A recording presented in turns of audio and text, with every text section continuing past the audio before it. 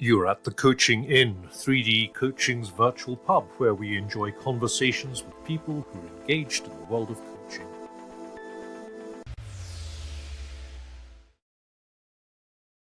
Hello and welcome to this week's edition of the Coaching Inn. I'm your host Claire Pedrick, and today I'm in conversation with Cath Bishop, who I've been told to talk to by so many guests.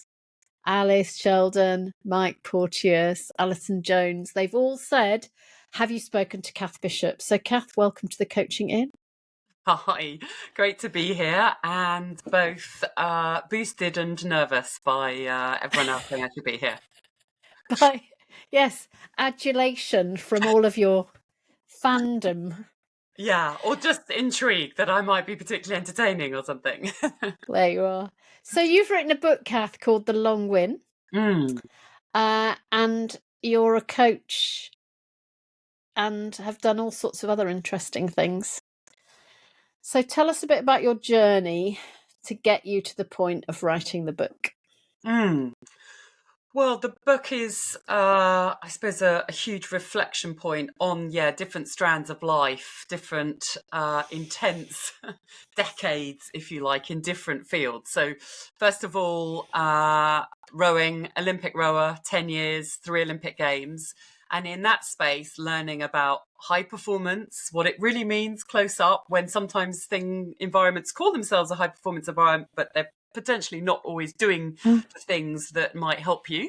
Obviously experiencing coaching in a very intense way on a daily basis and realizing the difference it makes when coaches do things in different ways, drastically different impact that can have. And so, that's the sort of first interaction with coaches where I'm not the coach, but I'm being coached and I'm learning to manage a coach and I need coaching. And in a way, I'm having to coach myself a lot through that as well.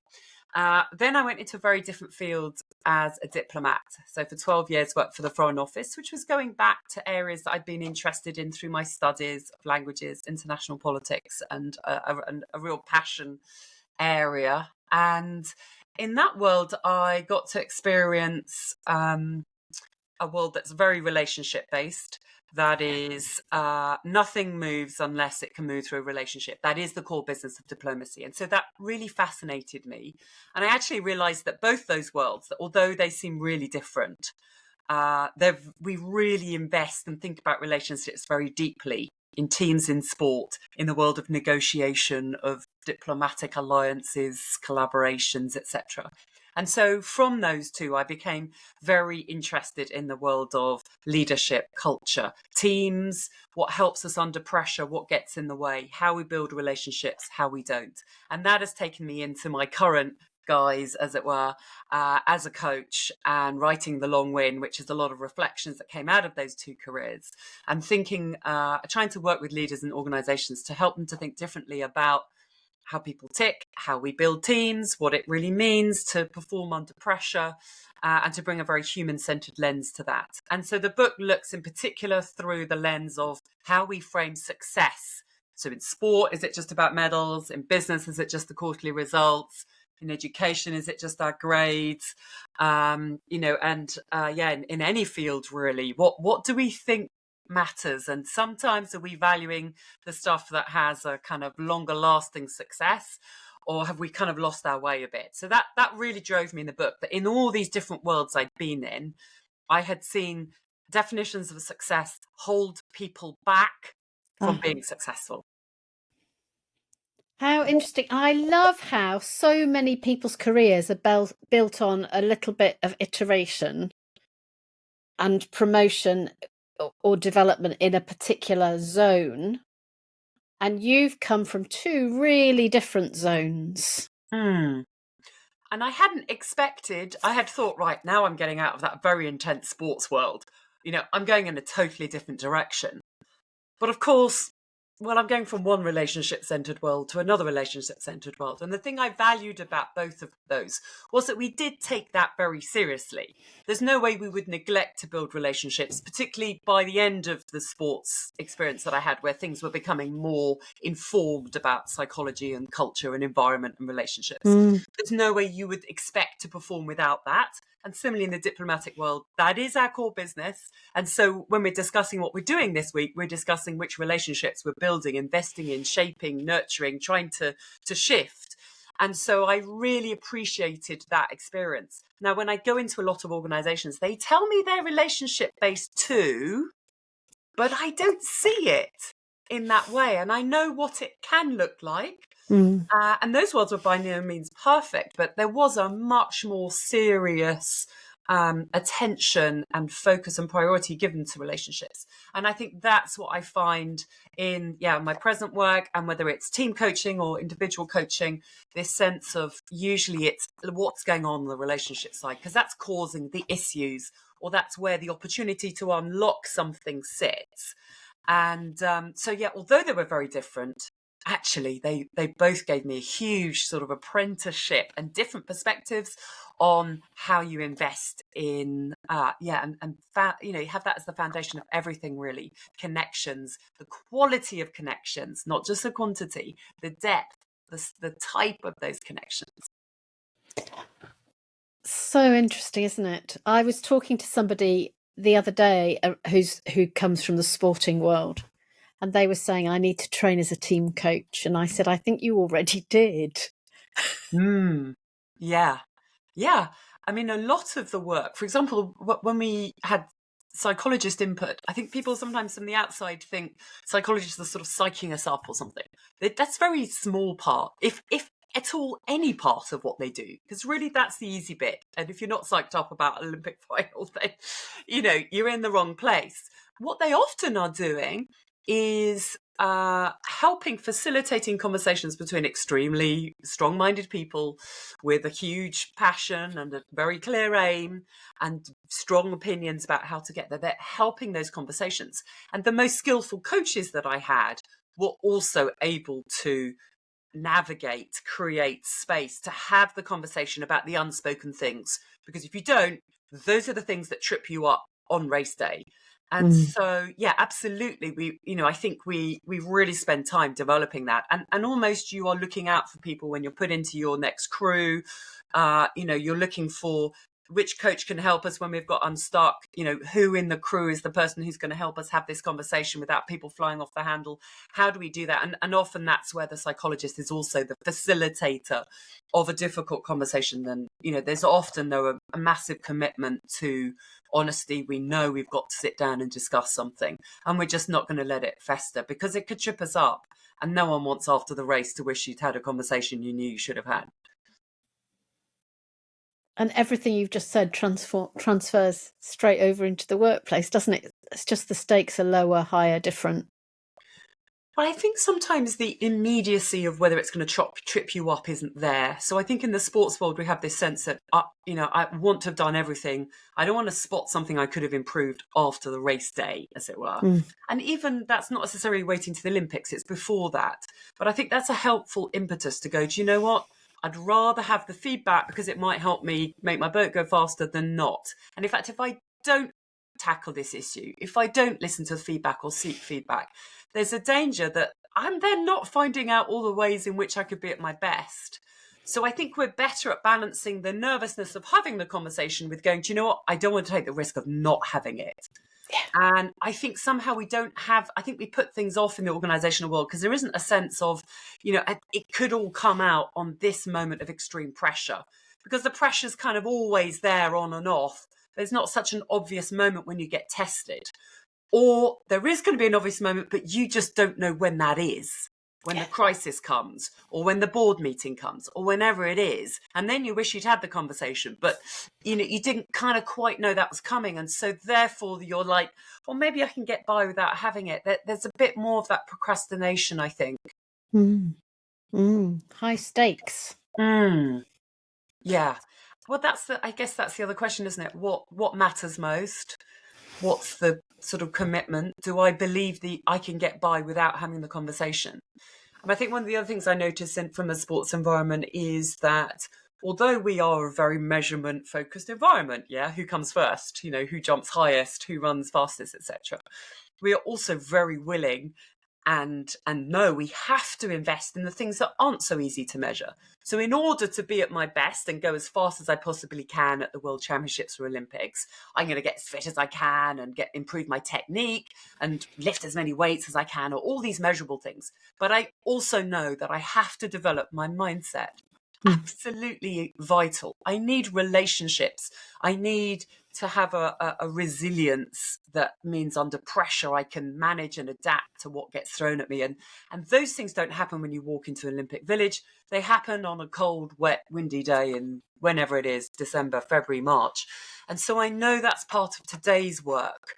And it's tricky to measure mindset, but can you imagine an Olympic athlete saying, well, I can't put it in a spreadsheet, I'm not going to bother about it, or it's a bit difficult talking about it, therefore I'm not. But that is actually what happens in the workplace. And I find a lot of my work is really trying to, uncover, expose, just bring onto the surface the frames of mind and the patterns of thinking that are taking us in a certain direction as leaders or as, in leading teams. And we've got to uncover those. It's not just what do I do differently? It's often how do I have a different perspective on what it means to lead a team? Because that in itself will then lead me to do some different things. So I do think that kind of mindset piece, the behaviours piece, those are ones that we take very seriously in the Olympic world, because we know they affect performance. So you don't have to convince me I've got to measure it in a particular way. Of course, we will try and make sure we are showing how we're progressing, and we'll look at that qualitatively. But somehow in the workplace, we go, well, I can't see it in the bottom line, or I can't put it in a KPI, and therefore it drops off, which is madness. So there's something about blowing potential apart in organisations really to open up all kinds of opportunity, I'm hearing. Yeah, I mean, is it blowing potential apart, or is it just taking potential seriously? Blowing potential apart sounds a bit, it sounds very explosive. And I think we're paying lip service to it. We're quite superficial about it. And in my mind, that also makes no sense in a world where nobody can afford any more just to hire more people to get growth. And yet growth seems to often be the aim. So surely, and we can't really work longer hours to get growth because we're already working longer hours than is sensible, and that is likely to be therefore damaging our performance. And so the obvious way to go is to grow people, who they are, develop them, understand them, unlock them, and get that potential out. And I don't think that should be seen as controversial or a luxury or an additional thing. And yet it is. And so therefore, if we think of it like that, then we're not really taking it seriously, are we? We don't see that potential, or we just are ignoring it. We're actually suppressing it, holding it back, if we're just trying to get people to do more things rather than getting them to do it in a different way, rather than to bring them together to, create something, collaborate in a way that both will grow and learn from. And so I don't think we even begin to take potential seriously. Is that anyone's objective? Unlock the potential in my team this year? Sadly, not always. And I wish it was. Unlock the potential in my team this year as long as I don't have to change. And they might be a bit resistant. Yeah. And I guess one of the things that, to me, that's a real leadership objective, right? There's no right and wrong.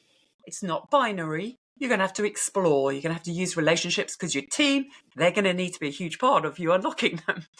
And again, when we're in this space, I think we need a different mindset than when we're problem solving the task and finishing the project and getting the solution to something. Yeah, now with my team, I'm not fixing them, finishing them, completing them, doing them, tasking them.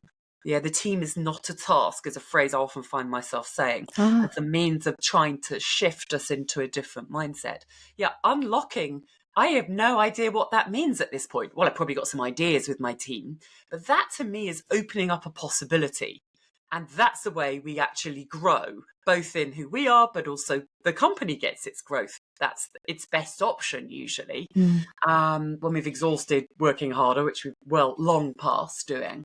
And so I think, that people are afraid of doing something. Oh, I don't know if I can measure if I've done it or not. And then somehow we don't put that as an objective. But that has to be the only serious objective in TAM. If we are a leader and we can't do more ourselves, so we're working through others, well, that then means we've got to explore what that means and what could the possibilities be. Or we're actually shutting off possibilities.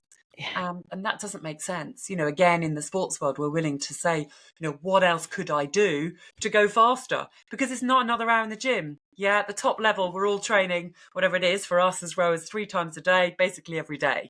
So another hour in the gym, that is not the answer. It's going to injure me. I'm already on the edge of physically what I can do. And that, again, is a helpful impetus that says, so I've got to do something differently. The quality of what I do has to improve. And that quickly then takes us on to mindset, behaviors, connections, interactions.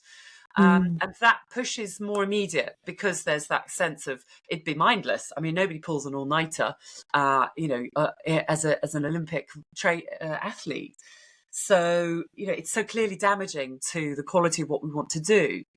But again, we don't have that emphasis on quality, I think, as much. And so that's a different mindset, isn't it? How do I increase the quality of what I do today rather than how do I just get through my to-do list? Yeah. And I think often in coaching, that is what we're trying to do, is create a space. Yeah, people come to us, they know they don't want us to help them to do more. Yeah, they've had decades of productivity tools that have failed to do that. So that is clearly not the answer. What we try and unlock, isn't it, is different thinking patterns. What could you do differently as a leader to unlock people's potential? What could those different conversations be? And maybe to help them explore that.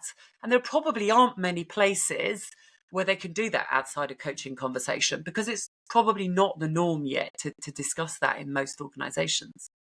Yeah. Because it's not safe enough. Yeah, and it's not measurable enough. It's not clear enough. How do I know if they're unlocking the potential better than that person? And I've got to be able to compare it. It's this, for me, again, this finite versus a slightly more infinite objective. So it's not just going to take you 3 months. Well, it's your constant objective when you're leading a team or leading an organization.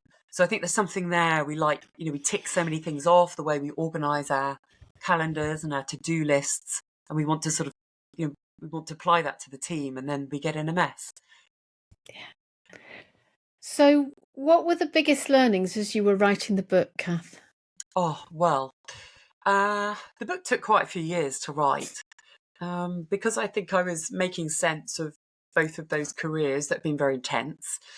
And I was trying to work through what were the most useful examples and actually what was the thread, and just really testing how does this apply, and then relating it to the work that I was doing at the time now in the leadership and culture space.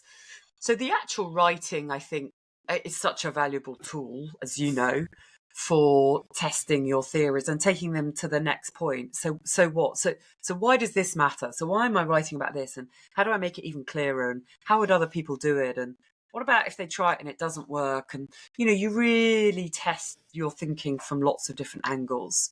So I think it deepened my understanding and learning from those processes, and made me think about, the applicability to others, and just how to make that clearer, how to make my own thinking clearer. Constantly testing it out in the work I was doing, because I was working in this as a sort of leadership and culture coach at that point.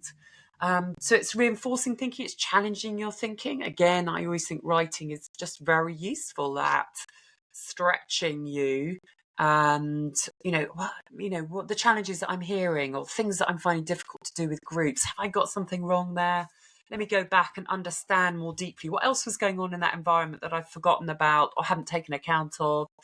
So I think when you're both writing and practicing coaching, then you're constantly bringing one into the other and testing it. And yes, so writing was a huge way of making sense for myself personally of those very intense experiences and the things I needed to write about that then didn't need to go in the book. But, I needed to kind of make sense of them. And I was also then thinking, which are the stories that are really helpful? and then how can I use those? How am I bringing them into my talks and coaching? So yeah, it deepens, doesn't it? It's deep thinking. Yeah. I have a rowing question. Oh, yep, go for it. So I was in dialogue with someone who rows, and they said, sorry, it's a little bit of a tangent. Is that okay? Yeah, But I let's go can't. there. It's jumping up and down, shouting. They said that there was a lot of learning about being in a boat as a rower that we can bring into learning about partnership in conversations to do with balance and all of those things. Yeah. So I think, yes, I absolutely think rowing is a lovely metaphor for teams in a way that some other team sports aren't as strong. I'm obviously hugely biased in this, clearly, but I think what I've experienced both as a coach and as a rower makes me continue to feel confident in that line of thinking. And there are quite a few different angles almost that I'm constantly unpeeling. To be honest, I still do work. Sometimes I work at the Judge Business School program, sometimes in the classroom, as it were. But sometimes we actually go into a rowing tank, which is a sort of indoor place you learn to row, where you're not out in the river being blown around, but you can put an oar in the water, and that's quite a useful lab for thinking about rowing as a metaphor. And we then sort of pull it apart. So there are a couple of things to bring out there. One, I think there are 3 levels. I still row, so I also am constantly thinking about this. There are 3 levels required when you're rowing that I think are a useful parallel, because you've got to have all working. One is you're thinking about what you're doing, your best effort, your best technique, and bringing, doing your job as well as you can. But that is only really useful if you've got the second level of awareness, which is how it's linking with everyone else. So one of the things about effort in a rowing boat is that if it's not put in together, you're actually working against each other. I think that's quite an interesting metaphor to put into the working world. It's not just how hard you're trying, it's whether the work you're doing, then, does it go against someone else or duplicate or rub up against something? Is it actually helping us get towards our collective goal? And then there's the third level of the environment you're in, the water, the weather, unpredictable. And you need to be alert to that and adapting to that. And when you're in a rowing boat, you very obviously you want to be in that flow state of being very immersed and very present, but you need to always be mindful of those 3 levels.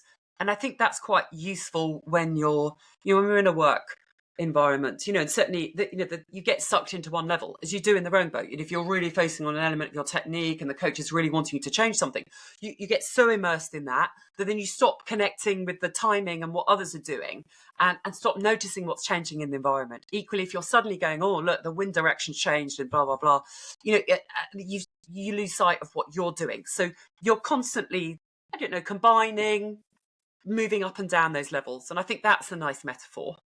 You wouldn't get in an indoor sport sort of much, or a sport where perhaps weather and you're on terra firma, whereas we're on the water, and that creates an alertness. Yeah, it's not predictable, it's unstable all the time and changing all the time, and it's a force of its own that you can't fight. You have to work with it. I then think there are kind of aspects of what are key to rowing. You mentioned one of those. Balance is really key. Rhythm is really key. And interdependence is really key. Perhaps those are sort of 3 lovely themes to dive into that I think are really, really important within teams, to have this sense. It's never just who's technically perfect, who goes fastest. You need this other factor that is often around rhythm. And it's what enables you to sustain huge effort.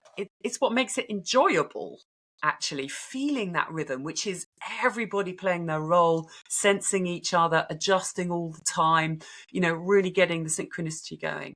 And, when you're playing back and thinking about a great race, there'll always be a really strong rhythm element. And you often describe that. There'll be things that you can pinpoint, how many strokes per minute and stroke length and some timing things that we can measure. But there'll always be this rhythm factor of how did it feel? And we have to describe that, and we'll all use slightly different language, but we'll then share and merge that language to create a picture, that means we're more likely to be able to recreate it. And if we're in a place where we haven't got rhythm, so we can all visualize it and work together towards it again, you often start to create your own language of, the rhythm of one crew is different from the rhythm of another crew. So I think that's a lovely theme that comes out in rowing. I actually think most sports have it, the rhythm of a golf swing, the rhythm of a tennis stroke, etc. But of course, this is in a team context. It's a shared rhythm that requires everybody to be contributing to all the time. And so then the interdependence part is really important, that we can't go anywhere on our own, and we can't do more than our seats worth of effort, however good we are. Again, if I'm really, really feeling lots of energy in the middle of a race, it's no good me just putting in more. Yeah, it's got to be connected with others, or I'm actually going against someone else. And we are not physically tied. Our oars aren't tied, our seats aren't tied, and yet we've got to move together. And so you start to develop what happens between us in the boat is really important. What's transmitted across between the seats. We're constantly checking, how does it feel in the front of the boat, the middle of the boat, the back of the boat? Oh, it feels different here. Why does it feel different? What isn't getting transmitted? So we're always sort of getting that sense. And the fact is, we cannot go anywhere without somebody. If you're a boat of 4, we need 4 people. Doesn't matter if one of them isn't feeling well that day. Yeah, we need them. And so that sense of interdependence, I think, is a lovely feeling. That means, and you can't turf someone out, because actually a lot of games on a pitch, you might be fine with one member not being there. I mean, often, even with football, when they go a man down, actually the team can pull together better. But that's not like in rowing, we can't chuck people off and people can't get out. And so we have to get the best out of everyone. And that means whatever they're bringing in that moment.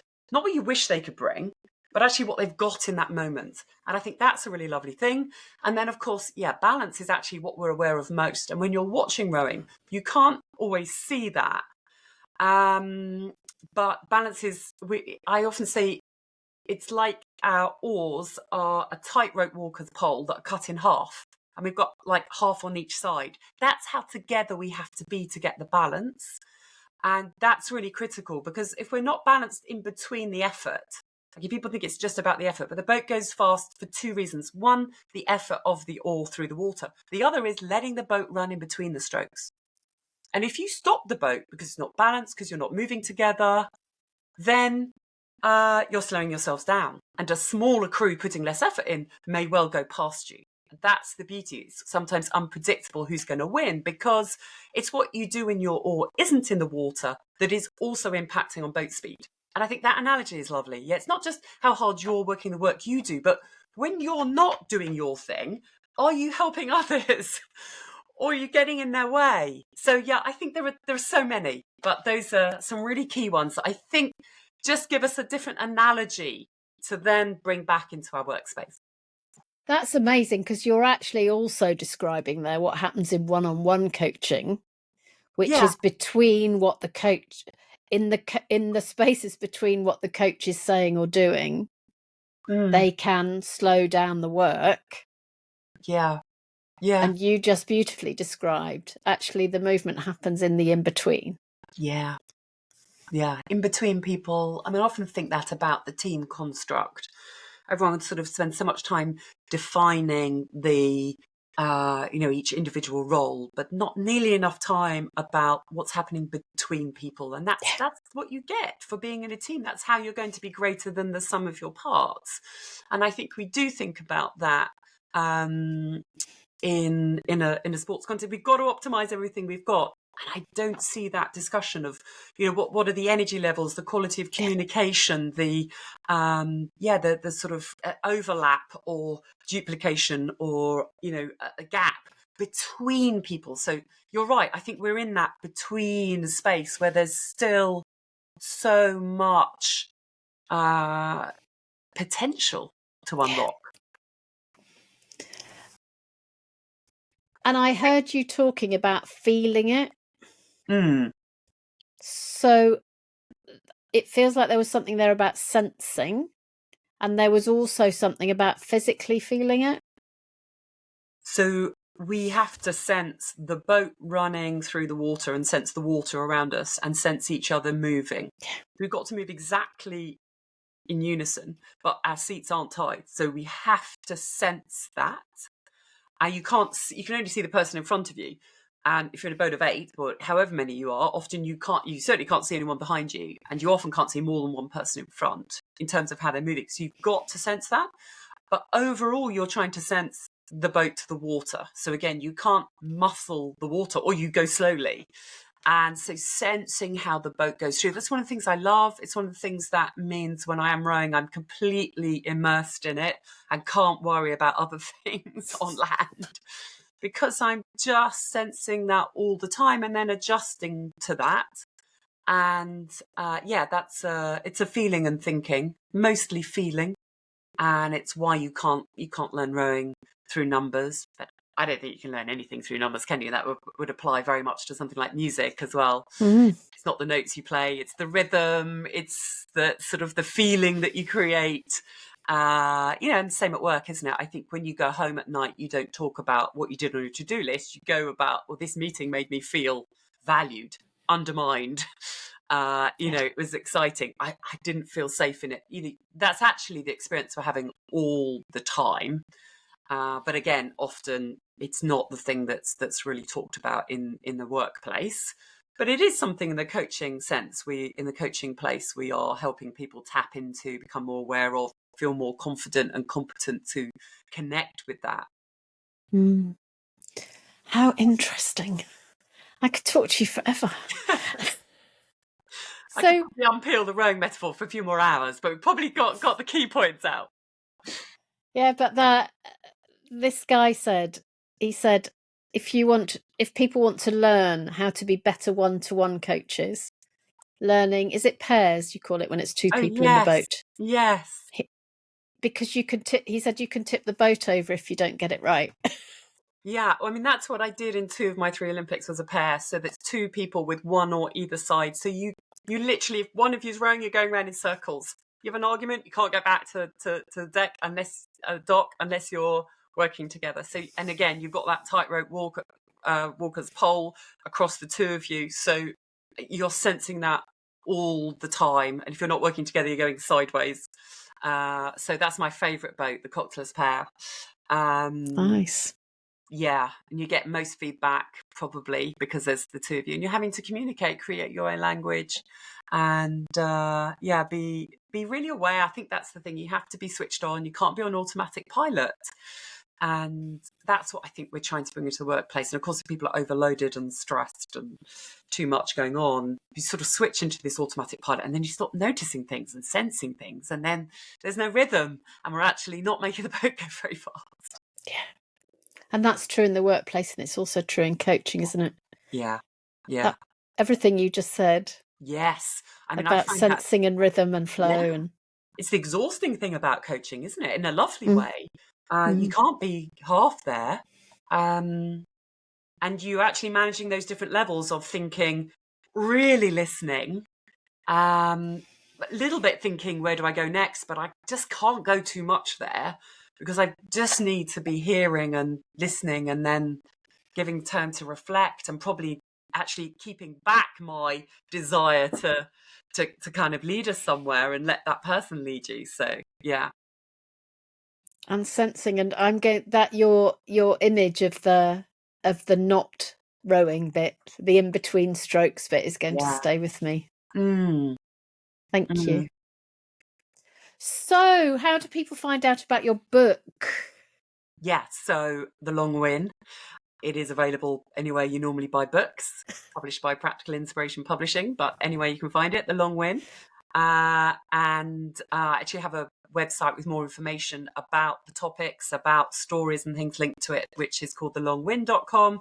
And there's more information about me as a speaker on cathbishop.com. And I also host a podcast around culture in the workplace now, which has been a new venture over the last year or so with Colin Ellis, which is called the Inside Out Culture Podcast.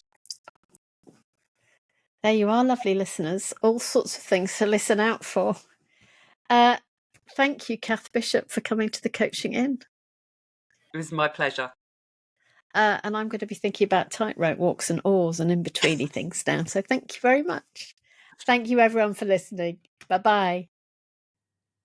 If you've enjoyed what you've heard today, we'd love you to share the podcast with a friend or leave a comment on social media. And if you'd like to become a regular at the Coaching Inn, you can subscribe on Podbean and all major podcast channels. We look forward to welcoming you next time. You've been listening to The Coaching Inn, 3D Coaching's virtual pub. For more information, check out 3dcoaching.com.